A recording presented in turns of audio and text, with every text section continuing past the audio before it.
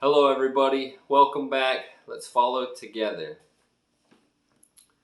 Today my word is questions.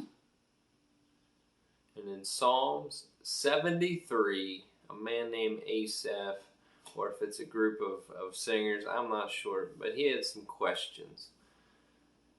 He knew God was good to his people, but yet he saw with his eyes all these wicked people that were doing things that were obviously not cool, and it seemed like they were succeeding, and not only succeeding but prosperous, so prosperous that people were coming to them,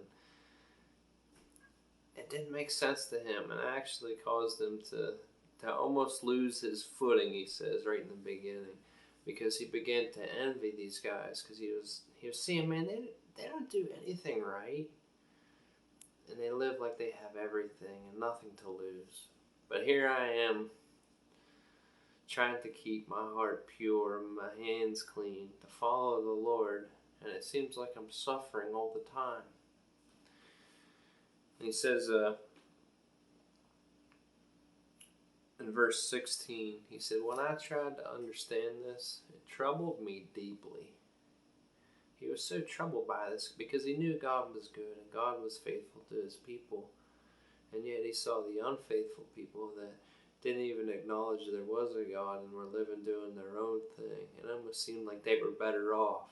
He's like, this is troubling me. It doesn't make sense. Until verse 17, he says, until I entered the sanctuary of God, then I understood their final destiny. He began to see that without Jesus, there was no hope. Without God in their lives, they might be successful then. Really, I think we all go through different problems. Their problems might not be the same problems, but they don't have the solution. They don't have Christ in them, the hope of glory. That's what he began to see, that their hope was in these things of the ways of the world, and eventually they'll fall, fail, and fold up. But you, beloved, have a Redeemer who lives. And you might have to go through some suffering now, and I don't understand it all either. But when you go to God with your questions, He's the one who has the answers. He's the one who calls you to trust. He's the one that says, look at my son, who suffered all, the perfect for the imperfect, the just for the unjust, the righteous for the unrighteous. While we were yet sinners, he died for us.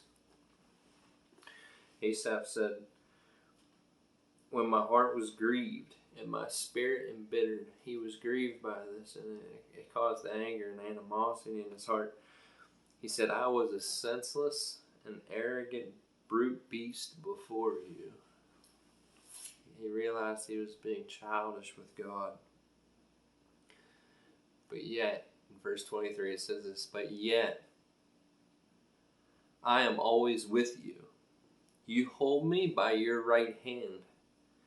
You guide me with your counsel, and afterward you will take me with you to glory. He began to see when he spent some time with the Lord that it wasn't just about the right now. Christ suffered for all, giving all an example of how to suffer. And he said, don't suffer, in 1 Peter 2, don't suffer for someone who's doing the wrong thing. Because he's like, what good is that if you suffer for doing the wrong thing? But if you suffer for doing the right thing, that's commendable before God. He said, Jesus gave us this example. He suffered for everybody. He took our sins on the cross.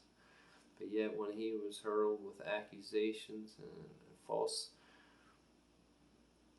testimony against him, he did not retaliate. When he was whipped, he didn't come back at them.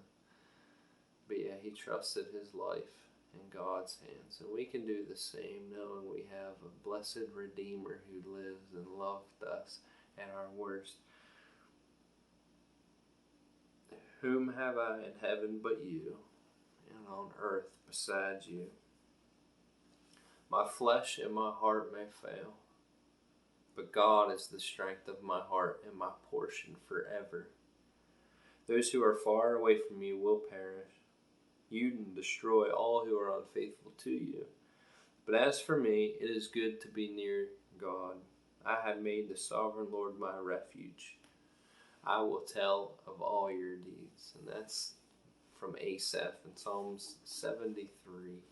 He had some tough questions. He didn't understand why it seemed those who were doing wrong were better off.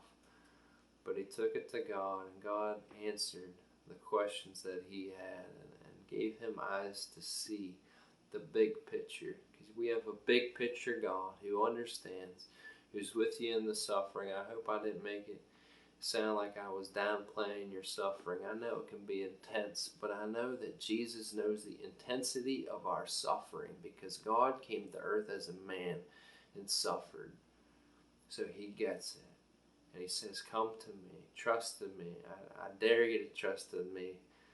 Bring your questions to me, for God alone has the answers. Look to his word, and he'll guide you with his counsel. He loves you. Be blessed.